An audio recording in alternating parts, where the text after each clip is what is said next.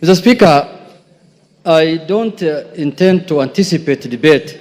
I will not allow you to. Yeah, because this is just a notice of motion. But Mr. Speaker, there are matters that surround the notice of the motion that needs your guidance and action, Mr. Speaker, because, Mr. Speaker, this is a very momentous issue. Because, as you are aware, when this country gave itself the new constitution, Mr. Speaker, Kenyans were very happy.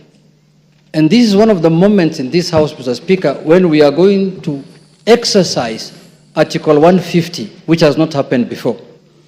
So, Mr. Speaker, this is a very, very important matter for this nation, Mr. Speaker, that is being exercised through this House. But having said, Mr. Speaker, as you're aware, there are members from our side and members from the other side who have signed to this petition, to this motion, Mr. Speaker. And Mr. Speaker, I wanted to get your assurance as the boss of this House, as the leader of this House, as the Speaker of this House, Mr. Speaker, that the 291 members of Parliament who have signed to this motion, Mr. Speaker, their safety and security will be guaranteed, Mr. Speaker. Because the motion does not end at the tabling, at the notice of motion today. It will go through a process. It will be formally again moved, members will debate, and members will vote on it. Mr. Speaker, we want those 291 members of Parliament to turn up here the day of voting, Mr. Speaker, without missing any one of them, Mr. Speaker. Mr. Speaker, we have just passed the new Inspector General of Police the other day here, Mr. Kanja. Not really. He must take responsibility as the Inspector General of Police, Mr. Speaker, to guarantee the safety, as the Inspector General of the country, Mr. Speaker, to guarantee the safety and the security of the 291 members of the... Mr. Speaker, you know this thing. What we are doing is not a small thing, Mr. Speaker. When Trump was being removed, was being impeached in the United States, Mr. Speaker, you know what he attempted to do. And what can happen here, you know, Mr. Speaker. And let us not fight, let us not begrudge anyone, because what the House is doing is constitutional, because the House is just exercising its mandate. It's not doing anything outside the Constitution. There is nothing unconstitutional that's happening in this House, Mr. Speaker.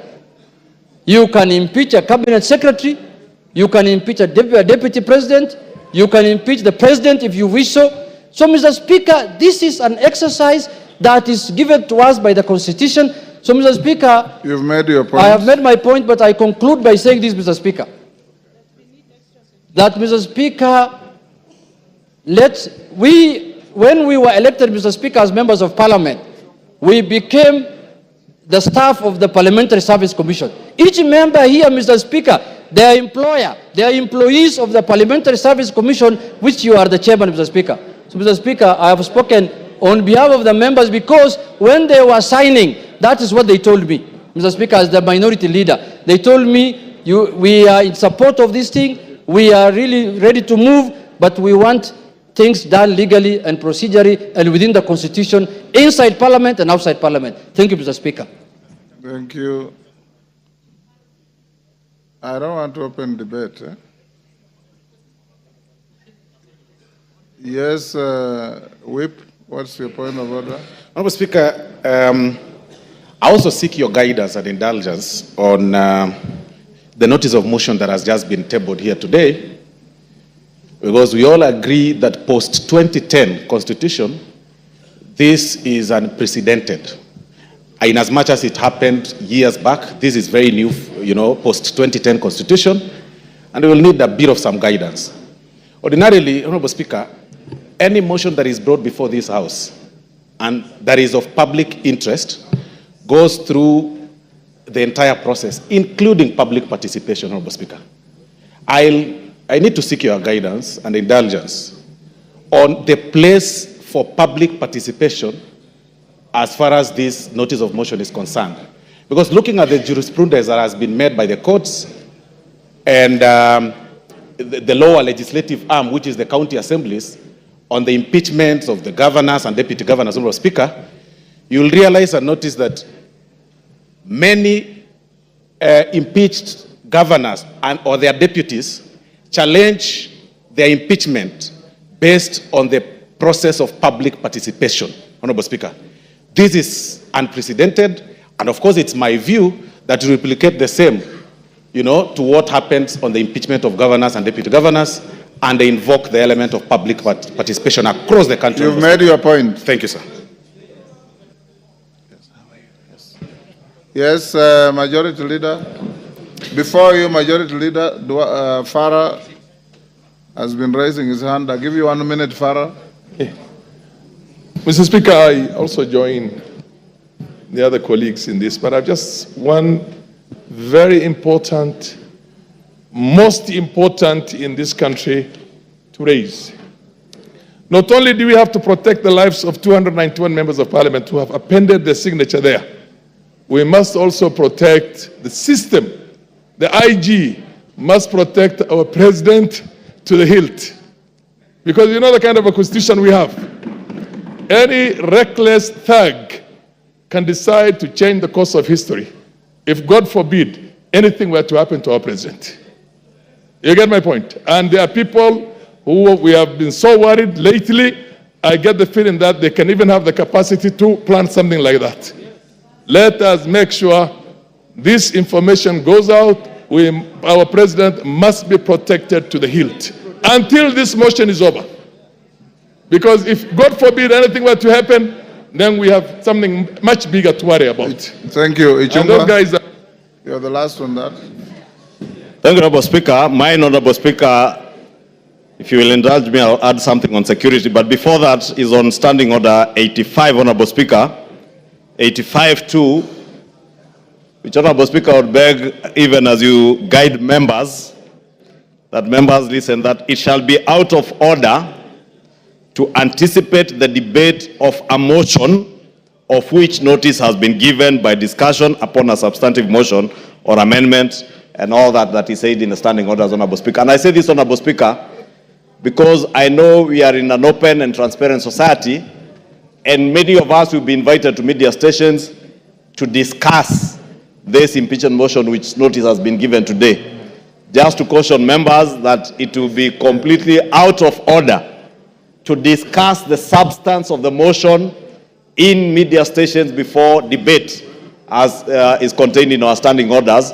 So when we're invited to media stations, maybe we be guarded in what we discuss, so that we do not go into the substance of the motion until we are done with debate. After debate, Honorable Speaker, we are all at liberty to discuss, and that includes, Honorable Speaker, both those who have appended their signatures, like myself, and the other few who have not appended their signatures, Honorable Speaker. The 58 members who have not appended their signatures. Honorable Speaker, just to add on to what the Honorable Farah and Honorable Junet have said, Honorable Speaker, the security of members of parliament is paramount. Honorable Speaker, I say that looking at you, because you know on the 25th of June this year, Honorable Speaker, none other than yourself, you were a target, and you know that. And not a target for harm, but a target for elimination, based on the position you hold as Speaker and the ranking order should anything happen to the President or the Deputy President, Honorable Speaker. Honorable Speaker, I want to beg that you take with a little more weight the issues raised by Honorable Junet and Honorable Farah Maalim, because, Honorable Speaker, we have seen it on social media. We have been told by certain quarters that before March of 2025, they say bendera itapepea mlingoti nusu. Honorable Speaker, these are weighty issues. And I hear what the Honorable Farah Maalim is saying on the security of the President, and we have no business to advise the Inspector General and the Director of the National Intelligence Service on what to do. But for members of this House, all the 349 of them, Honorable Speaker, you must direct the Inspector General of Police, who was approved by this House less than a month ago to ensure that when this House is sitting within the precincts of Parliament and even outside and including committees of this House sitting, Honorable Speaker, members are secured. Thank you. And even in their homes, Honorable Speaker, they are secured. Because, Honorable Speaker, I say this, being privy to the information that I was privy to and you are privy to on the 25th of June, and knowing, Honorable Speaker, that as Honorable Junet has said, we are not dealing with an ordinary matter, we are not dealing with an ordinary man, we are dealing with a black man with a very black heart. Thank you, Honorable Speaker. Order, honorable members. Order. Order, members on their feet. Order, Deputy Speaker. Take your seat. Take your seats, those who are... Honorable members, those points raised, I'll address them later in the day.